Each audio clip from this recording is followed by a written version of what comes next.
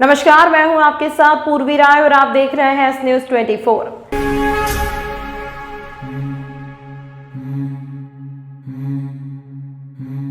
विद्या भारती द्वारा राष्ट्रीय शिक्षा नीति 2020 की क्रियान्वयन 2023 से प्रारंभ विद्या भारती सन 1952 से शिक्षा के क्षेत्र में भारतीय विचार एवं दर्शन को स्थापित करने हेतु कार्य कर रही है।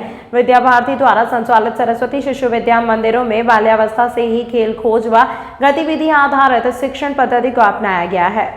शिक्षा नीति में अनुशंसित बाल वाटिका की अवधारणा को विद्या भारती के विद्यालयों में मूर्त रूप दिया जा रहा है। विद्या भारती के विद्यालयों 5 आधारभूत विषयों की शिक्षा दी जाती है, जिनमें शारीरिक शिक्षा, योग शिक्षा, संस्कृत शिक्षा, शिक्षा नैतिक एवं आध्यात्मिक शिक्षा सम्मिलित है। विश्व रूप से तैयार शोध आधारित पाठ्यक्रमों में भारतीय व्यापम पद्धतियों यथासन, सूर्य नमस्कार, व्यापम योग इत्यादि के साथ प्राणायाम, ध्यान एवं योग की शिक्षा दी जाती है। मिलेट्स इत्यादि पोषक आहार लेने के लिए विद्यार्थियों को प्रेरित किया जाता है। इस प्रकार विद्यार्थियों का पंचकोशात्मक विकास किया जाता है। भारतीय महापुरुषों, ऐतिहासिक घटनाओं, वीर गाथाओं पर आधारित प्रस्तुतियां तैयार करवाई जाती हैं, जिससे विद्यार्थियों का नैतिक एवं आध्यात्मिक विकास सुनिश्चित होता है। भोजन, मंत्र, भजन, वंदना, प्रार्थना, लोकगीत आदि द्वारा विद्यार्थियों में मातृभूमि एवं भारतीय लोक जीवन संस्कृति के प्रति अटूट आस्था पैदा की जाती है। विद्या भारती अखिल भारतीय शिक्षा संस्थान द्वारा आयोजित अखिल भारतीय संस्कृति ज्ञान परीक्षा में अन्य विद्यालयों के विद्यार्थी एवं शिक्षक भी हजारों की संख्या में भाग लेते हैं। उन्हें अनुभव आधारित अधिगम, अंतर विषयक, बहुविषयक दृष्टिकोण, कला समेकन, आर्टिफिशियल इंटेलिजेंस, सूचना एवं संचार प्रौद्योगिकी, 21वीं सदी के कौशल जैसे क्रिटिकल थिंकिंग, कोलैबोरेशन, क्रिएटिविटी इत्यादि का उपयोग कर कक्ष में अधिगम को सरल एवं प्रतिफल आधारित बनाने का प्रशिक्षण दिया जा रहा है। विद्या भारती मालवा के नवनिर्मित सम्राट विक्रमादित्य भवन प्रशिक्षण अनुसंधान केंद्र एवं प्रांतीय कार्यालय में राष्ट्रीय शिक्षा नीति 2020 के अनुरूप विभिन्न प्रशिक्षणों की समुचित अत्याधुनिक व्यवस्था की गई है। मेरा नाम अवनीश भटनागर है। विद्या भारती अखिल भारतीय शिक्षा संस्थान, इसके महामंत्री का ऐसा मेरी बड़ी जिम्मेदारी है। दिल्ली में रहता हूँ, वहाँ केंद्र है मेरा। यहाँ पर हमारे जो विद्यालय चलते हैं उनके व्यवस्था मंडल के लोगों की एक 2 दिन की वर्कशॉप रखी है। राष्ट्रीय शिक्षा नीति के क्रियान्वयन को लेकर इस समय, क्योंकि हम शिक्षा क्षेत्र के संगठन हैं, इसलिए उस शिक्षा के क्षेत्र में होने वाले नए परिवर्तन, इनका ध्यान रखना ये अपने को आवश्यक है। और इसलिए राष्ट्रीय शिक्षा नीति का क्रियान्वयन कैसे हो अपने विद्यालयों में, तो उसके लिए जो हमारे जिम्मेदार कार्यकर्ता हैं उनके साथ 2 दिन बैठकर विचार विमर्श करना, उनका कुछ प्रशिक्षण, उनको नई तकनीकों की जानकारी देना, इसके लिए आना हुआ है। 2020 में शिक्षा नीति की घोषणा तो हो गई, परंतु कोई भी नीति का क्रियान्वयन जब तक नीचे तक न पहुंचे तब तक नहीं मान सकते। इसलिए शिक्षा नीति का क्रियान्वयन माने उसका क्लासरूम में पहुंचना। हमारे शिक्षक नई तकनीकों को जाने। राष्ट्रीय शिक्षा नीति की जो अपेक्षा है कि वे किस प्रकार से नई शिक्षा नीति का क्रियान्वयन करने में पेडागोजिकल परिवर्तन क्या आएंगे, शिक्षा पद्धति में कौन कौन से बदलाव लाने की आवश्यकता है इस नए समय को देखते हुए 21वीं शताब्दी के बच्चों के लिए, उसका प्रयास यह हमारे ओर से चल रहा है। उसी को लेकर यह 2 दिन की एक कार्यशाला रखी गई थी। हम विभिन्न मुद्दों पर इसमें विचार विमर्श कर रहे हैं और क्रियान्वयन की योजना बना रहे हैं। मां शिप्रा तैराक दल द्वारा रामघाट पर निस्वार्थ भाव से निरंतर सेवा देते हैं। उसी के चलते देव दर्शन करने आए छोटा बागड़दा निवासी करण पिता दिनेश अपने दोस्तों के साथ शिप्रा नदी स्नान करने आया था, जिसे पानी का अंदाजा न होने के कारण गहरे पानी में चला गया। वह डूबने लगा। डूबता देख तैराक दल के अन्ना कहार, दीपक कहार, तेजा कहार, पप्पू कहार, राज कहार, राकेश गौड़ ने नदी में छलांग लगाकर डूबने से बचाया। जानकारी मां शिप्रा तैराक दल सचिव संतोष सोलंकी ने दी। कहाँ के हो भाई? छोटा बांगड़दा के। क्या इंदौर के हो? छोटा बांगड़दा इंदौर के हो, है ना। यहाँ पर स्नान करने कितने लोग आए थे आप? 4-5 जने। तो क्या हो गया था? नदी में स्नान कर रहे थे? मेरे को मालूम नहीं थी, मैं उतरा था तो पैर फिसल गया चिकनाई के कारण। चिकनाई के कारण आपका पैर फिसल गया था? भैया ने बचाया। अच्छा, माँ शिप्रा तैराक दल के सदस्य ने बचाया आपको। ठीक हो। मां शिप्रा तैराक दल द्वारा आज फिर एक युवक की जान बचाई गई। और हम लोग निरंतर सेवा रामघाट पर करते ही हैं। वहाँ शिप्रा तैराक दल के सदस्य जहाँ भी मौजूद होते हैं वहाँ कोशिश करते हैं कि किसी प्रकार की दुर्घटना ना हो। अभी थोड़ी देर पहले की दुर्घटना जिस तरीके से देखा जाए तो एक लड़का डूब रहा था, वैसे ही हमारे तैराक दल के सदस्य ने देखा, उसको छलांग लगाकर उसको डूबने से बचाया गया। माँ शिप्रा तैराक दल अपनी निरंतर सेवाएं जारी है और हम लोग कोशिश कर रहे हैं कि किसी प्रकार की कोई दुर्घटना ना हो घाट पर, इसीलिए हम लोग सेवाएं देते हैं। माँ शिप्रा तैराक दल, सचिव संतोष सोलंकी। सिटी प्रेस क्लब का प्रेस कार्ड वितरण कार्यक्रम अग्निबाण कार्यालय पर गुरुवार को शहर के प्रथम नागरिक महापौर मुकेश टटवाल के मुख्य आतिथ्य में संपन्न हुआ। सिटी प्रेस क्लब के मुख्य संगठन श्री शैलेंद्र कुलमी द्वारा बताया गया कि सिटी प्रेस क्लब के नवीन रजिस्ट्रेशन के उपरांत सभी पत्रकार सदस्यों को नवीन प्रेस कार्ड वितरित किए गए। इस अवसर पर श्री कुलमी द्वारा पत्रकार सदस्यों को आवश्यकता होने पर 5,000 रुपए की आर्थिक सहायता राशि देने की भी घोषणा की गई, जिसका सभी पत्रकार साथियों ने तालियों की गड़गड़ाहट के साथ अभिवादन किया। उपरांत मुख्य अतिथि श्री महापौर द्वारा अपने उद्बोधन में पत्रकार साथियों के लिए निगम द्वारा निर्मित की जा रही आवासीय योजनाओं में आवास सुविधा देने की बात कही, जिसका पत्रकार साथियों द्वारा महापौर के मनोविचारों की भूरी भूरी प्रशंसा की गई। सिटी प्रेस क्लब पे कार्ड वितरित हुए, क्या आयोजन है? सिटी प्रेस क्लब का पिछले दिनों रजिस्ट्रेशन हुआ था। संस्था पिछले 4 वर्षों से सक्रिय रूप से उज्जैन शहर में, उज्जैन जिले में कार्यरत है, सभी प्रेस की गतिविधियाँ करती हैं। फिर नए जो कार्ड थे उसका आज 100 से अधिक सदस्यों को वितरण किया गया है और जो आगामी वर्ष में जो भी कार्यक्रम होंगे उस पर भी आज चर्चा की है। भैया, आपके द्वारा बताया गया कुछ पत्रकारों को आर्थिक सहायता भी प्राप्त होगी, वो किस प्रकार होगी? हाँ, सिटी प्रेस क्लब के जो भी सक्रिय सदस्य हैं जिन्हें कार्ड आवंटित किए गए हैं उन सभी को संस्था द्वारा 5,000 रुपये की हर वर्ष जो है आर्थिक मदद दी जाएगी। वो मदद दुर्घटना होने पे मेडिकल के रूप में, घर में कोई काम होने पर या फिर कैशबैक के रूप में ये राशि दी जाएगी और वो चेक से कोई भी, जितने भी ये साथी हैं, ये इसे वर्ष में एक बार प्राप्त कर सकते हैं।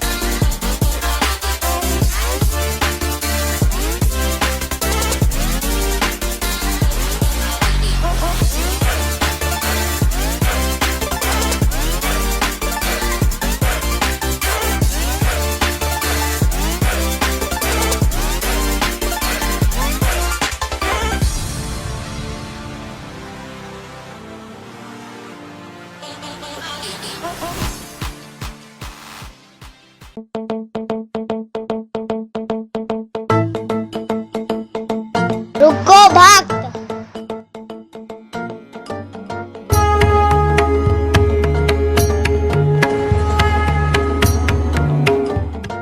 अगर मुझे भोग लगानी है तो उज्जैन के पास ही होटल साई पैलेस के दाल वाफले एवं लड्डुओं का ही भोग लगाया जावे। जो आज्ञा प्रभु।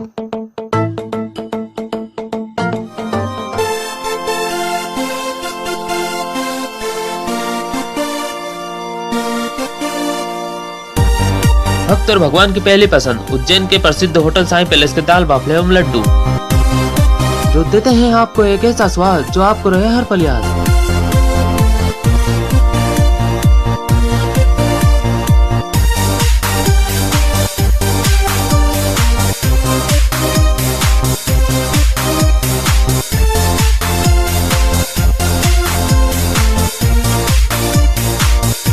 भोजन के बाद शाही पान का भी आनंद उठाइए।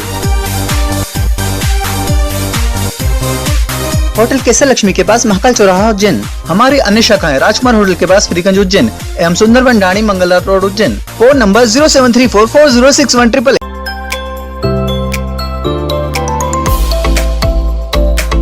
मेरे किए हुए काम को कोई काट दे तो उसे नगद इनाम। गृह कलेश, कर्ज मुक्ति, प्रेम विवाह, जादू टोना या करनी, पति पत्नी में अनबन, सौतन या दुश्मन से छुटकारा, विदेश यात्रा में रुकावट, संतान प्राप्ति, फिल्मों में प्रवेश, कोर्ट कचहरी जैसी समस्याओं का समाधान। श्री सीतानाथ जैन श्वेतांबर मंदिर की 36 वर्षगांठ पर सुबह से लेकर शाम तक कार्यक्रम आयोजित किया गया। कार्यक्रम की शुरुआत सुबह स्नान पूजा के बाद 70 वेदी पूजा शीतलनाथ मंदिर का महिला मंडल पूजा पूरे विधि विधान के साथ किया गया। ध्वजा की पूजा अर्चना करके पुरानी ध्वजा उतार के नई चढ़ाई गई। ध्वजा की पूजा अर्चना करके पुरानी ध्वजा उतार कर नई चढ़ाई गई। श्री संघ के सदस्य मिलकर पर्व का आनंद लेते हैं। यह ध्वजा का कार्यक्रम समाप्त होते ही शाम की तैयारी रूठ गए। त्रिकम भाई के बेटे की बेटी आयुषी विशेष रूप से अहमदाबाद से आकर भगवान को सजाने में जुड़ जाती है। गर्भगृह में फूलों की रंगोली बेटी द्वारा बनाई गई एवं पूरे मंदिर में 1008 दिए लगाए गए।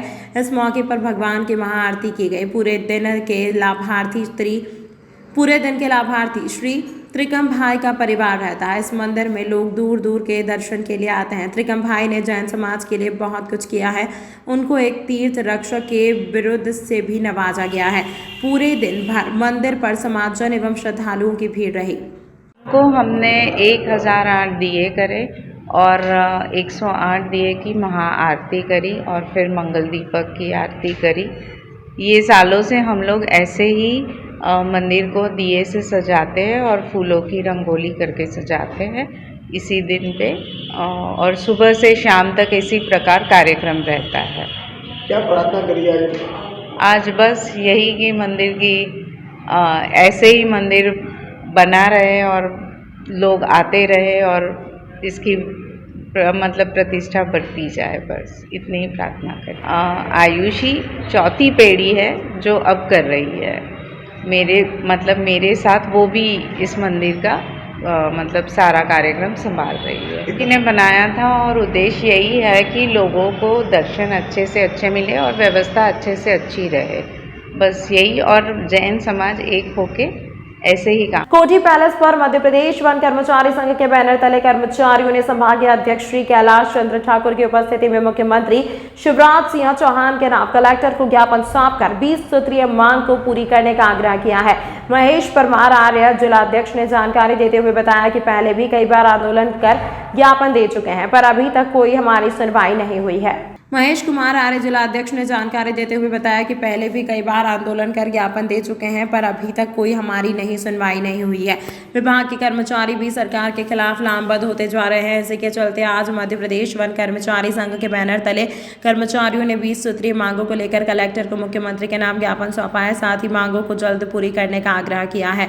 इस मौके पर श्री महेश कुमार आर्य जिला अध्यक्ष उज्जैन, योगेश कुमार सूर्यवंशी जिला सचिव श्री के पवार और जिला संरक्षक श्री ओम प्रकाश देवतलाल, कालू सिंह चौहास, योगेश कुमार सौंप, कैलाश चंद्र चौहान, मनोज कुमार सोलंकी, कमलेश घुर्रे, जितेंद्र चौहान, मुकेश बामनिया, अमित दुबे, नरेंद्र त्रिपनी, अजय पाटीदार आदि उपस्थित थे। कर्मचारी संघ लंबे समय से कुछ जायज़ मांगों के लिए आंदोलन कर रहा है, तो जिसका 5 चरणों में पूरा आंदोलन किया जाना है।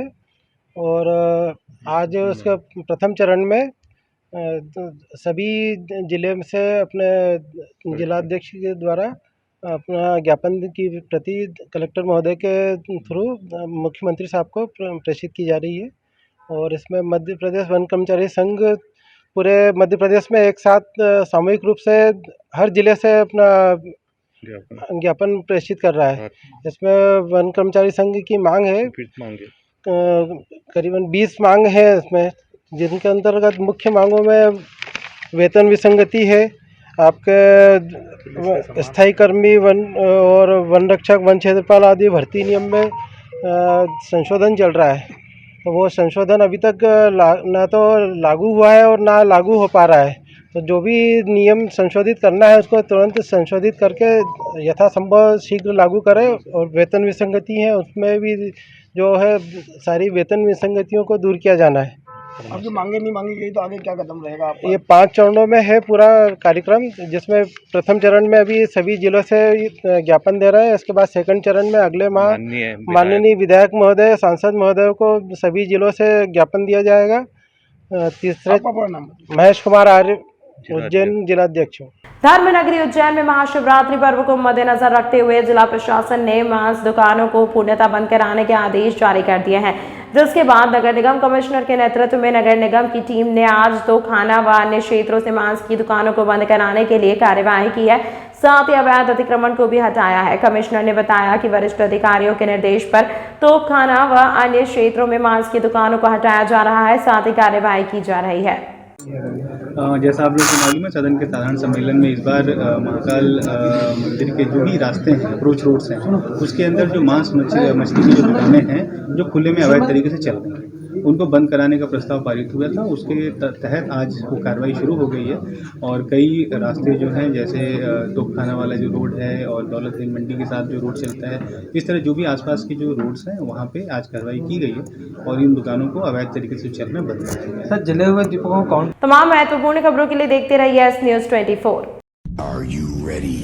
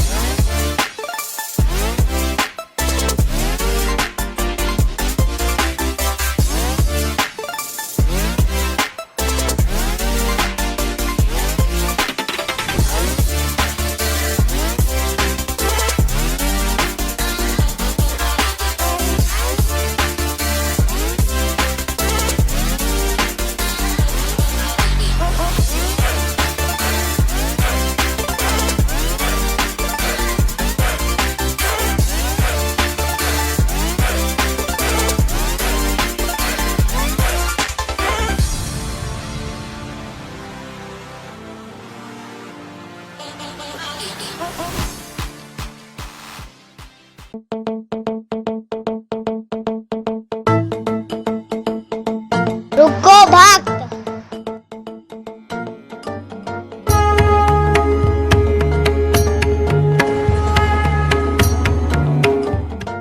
अगर मुझे भोग लगानी है तो उज्जैन के पास ही होटल साई पैलेस के दाल वाफले एवं लड्डुओं का ही भोग लगाया जावे।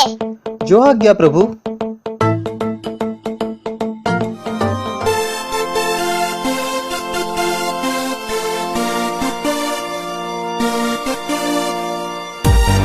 भक्त और भगवान की पहली पसंद उज्जैन के प्रसिद्ध होटल साई पैलेस के दाल बाफले एवं लड्डू, जो देते हैं आपको एक ऐसा स्वाद जो आपको रहे हर पल याद।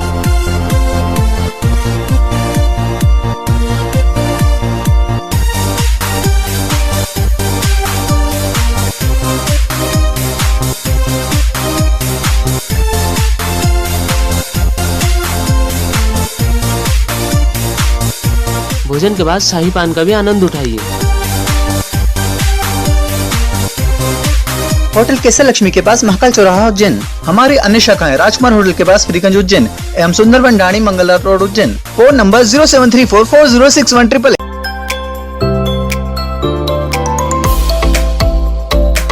मेरे किए हुए काम को कोई काट दे तो उसे नगद इनाम। गृह कलेश, कर्ज मुक्ति, प्रेम विवाह, जादू टोना या करनी, पति पत्नी में अनबन, सौतन या दुश्मन से छुटकारा, विदेश यात्रा में रुकावट, संतान प्राप्ति, फिल्मों में प्रवेश, कोर्ट कचहरी जैसी समस्याओं का समाधान